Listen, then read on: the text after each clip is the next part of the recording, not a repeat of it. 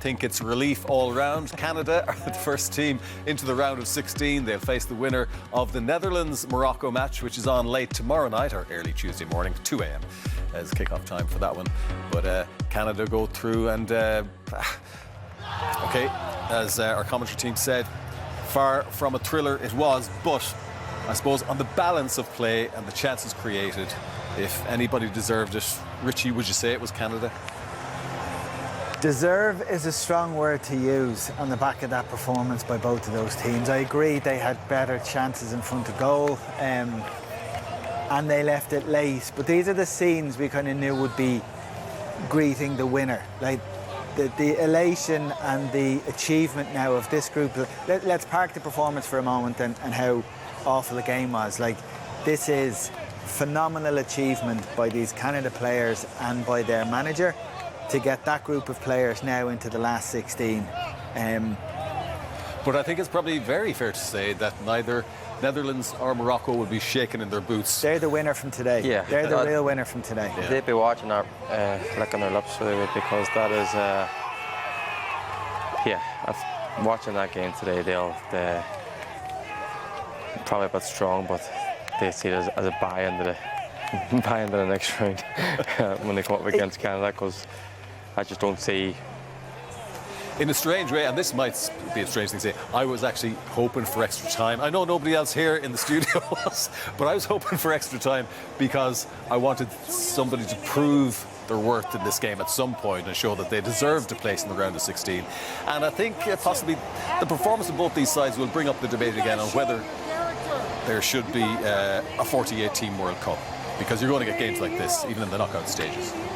Yeah, maybe. Look, that's always going to be up for debate. Let's have to hear what he had to say first. We're just overhearing him. Who you are, you should be so proud of this game. You never lost the heat. You went after it, played after point, moment after moment. You are Canadian heroes. A rousing speech there from Jesse Marsh. I think that's the takeaway. He just used a phrase there. He was mentioning the children of Canada at one point and what they've done for the sport and their Canadian heroes. That is now absolutely true. In a fortnight, in a month, when this tournament is over, the lack of entertainment on show today, or the lack of quality, or just how turgid it was at times, won't be the thing that Canadians will remember. What will they remember? They remember the fact that they got out of a group stage, which they've never done before. They won a game in the group 6-0. They've never picked up a point in the World Cup before. They've never been in a knockout game of the World Cup before, and now they've just won one. This is completely unheard of in Canadian football. So the manager is right to call them heroes. What they've done now is what they are. Inspired a new generation of young footballers in Canada, looking up to them, wanting to be them. So it can only be a positive thing for Canadian football now.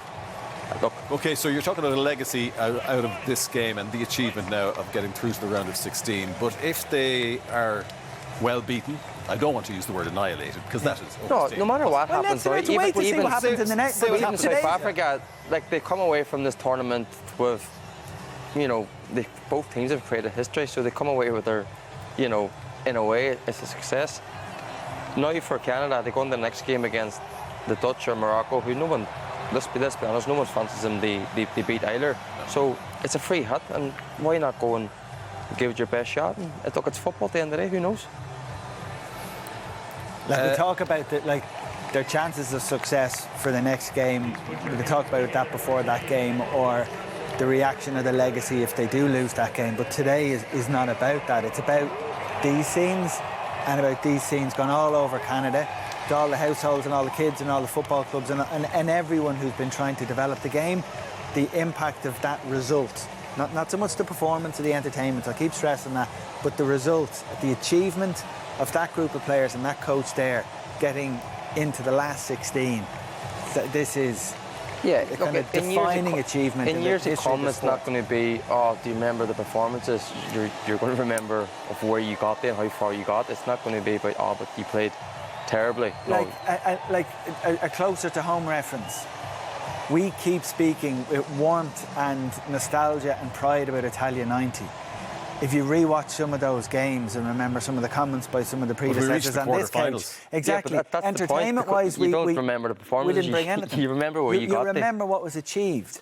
They've achieved something today, which is puts them, as Marsh has said, they're now Canadian heroes. So it's a phenomenal achievement by them. The game was a pig of a game. We were sitting here. I've never had it so much. We were looking at so much of the match going, well, we use that as an example of bad play. No, let's use this. We were just littered with examples to show of how poor the thing was, to the point that we're like going, I don't think that point needs to be made. Everyone at home can see it. Everyone is joined together going, surely this is up there with the worst knockout games ever played. OK, well, I was just about to lead to break in a rather standard way and say there's more reaction and analysis to come. Let's just say there's more reaction to come. Not too sure about the analysis. Well, those who made the trip down from Canada to Los Angeles today will certainly have been pleased at the end result, although there were frustrations within the crowd for quite a time during that game. And when you see the Mexican wave rolling around the stadium, it suggests the crowd aren't particularly fully engaged with the match. But at the end of the day, all that counts as far as Canada is concerned this evening is that they are now through to the round of 16, having beaten South Africa by 1-0. South Africa dominating possession a little bit over the 90-plus minutes. But it was Canada who created the greater number of attempts on goal, 7 on target, 1 ended up in the back of the net, and they are through. But as we said, James, it is going to be a struggle for them coming up against Netherlands and Morocco. Hard to call that game if we were to try and discuss that at this point. But they're going to face very stiff opposition one way or the other in the next round. Yeah, well, but, you know, like I said before, for them now, it's a free hit. Like, there's no expectation on them. So now you go out and just give their best shot. And sometimes when you play, like South Africa were very poor. And sometimes when you play poor opponents, you get sucked into kind of their game, and because you feel it's a bit easy and they don't have the quality to hurt you, you can kind of let that creep into your own game. I expect them to give a wee bit better showing against Morocco or the Dutch, but I fully expect the Dutch or Morocco to because beat them also. It's Canada's 4th game of the tournament, Richie, and you couldn't say, apart from the game against Qatar, which was a skewed game because of the 2 sendings off and what happened, that 6-0 wasn't a true reflection of this Canada side. But how good, bad or indifferent are this Canadian side? You know, they are who they are, with the exception of Alphonso Davies, who we only got 15 minutes of at the end of the game. By their own admission, like they're not elite level players. They're not players that would have come here with the expectation to light the tournament up. They came as a group knowing that as a country they've never so much as gotten a point before, and they've done what they've done. The Alphonso Davies situation is an interesting one to me. We're sitting here all afternoon going, he supposedly is fit and available. Why is he on the bench? Now, Marsh said before the last game he's fit and available, didn't bring him on, and said after that game there was a little bit of a distraction or a bit of deflection stuff going on. And he said in a press conference yesterday he's fit and available. So in a game like this, which is crying out for quality, and you've one of a genuine star on the bench, bring him on, and they left it for 15 minutes. And then we were wondering, well, if he's only got 15 minutes in him, what's he going to do in injury time or extra time if another half hour is required? He would have had to have played, and it's not the first group game, so you can say, we've got 2 more games coming up. This is the knockout now. Yeah. So if you're beat, you're out. So surely you take that risk and you play him. If you say, he's lacking in match sharpness and this and that, well, the only way you're going to get that is by playing. So a wee bit strange, but you can see when he came on, he injected the tempo and the quality, and then he kind of faded a wee bit, probably just down to that. Everything was down his side, wasn't it? Whether the players that the instruction was to do it, or they were just drawn to giving the ball to him because that's what they've always done in previous games, but everything was down the left-hand side. So you'd think a fitter Davies, who was available to play for longer, the Canadians could have think, God, what could we do with this fella? So if he's no adverse reaction to today and he's fitter and more available for the next time, they will be better for it. Whether they're good enough to play who they're going to play is an entirely different question. But you could see even the short period he was on the pitch. I mean, his quality shone compared to the tempo and the quality. For that first few minutes when he came on, it just upped, and then it seemed to kind of galvanise the rest of his teammates as well. Were they up the intensity? But I said, with that match sharpness, he kind of faded a bit then towards and got a bit sloppy. But look, And you'd be pleased as well for him, because like he is an elite player. He's been playing the top level in Europe for years, and in the build-up to this tournament, go way back to when this was announced. For the last few years, he would have been the poster boy of that squad. 100%. And from a personal and professional ambition, you think this could be, you know, the month of my career, my international career, and it almost kind of passed him by up until today. So pleased for him that he's going to get another opportunity to play. Okay. Now, I have to admit that I was trying to push our panel down the road of trying to do a good South African defensive piece for our analysis, but they resolutely refused to do it. I really don't know why. and I don't know, was poor South African defending had any role to play in the goal? Yes, is the answer. But let's focus on the quality of the strike more so, which I think was one of the few moments of quality. Edge of the box, react very quickly, controls it into his path and finds the corner. But this corner here, this header, children playing football are told that that's what you do not do.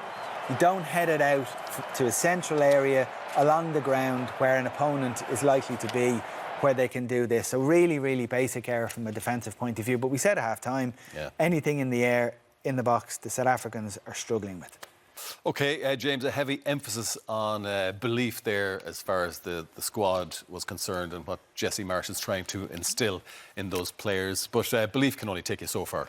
No, it can. Like, obviously, first and foremost, I think football fans all over the world, apart from South Africans, should be thankful for that man and grateful that he spared us extra time, because it really was a bad game. But when you touch on belief there, yeah, it can only get you so far. But what he said there also, with the Dutch or the Moroccans, when they play the game, they could have an off night, and you just never know. Like, stranger results have happened, and we've seen some strange results in this World Cup, so you just never know. I'd hope we get an interview from Jesse Marsh. If we don't get it, I'm dying to hear what it is he says, because you know what his kind of approach is.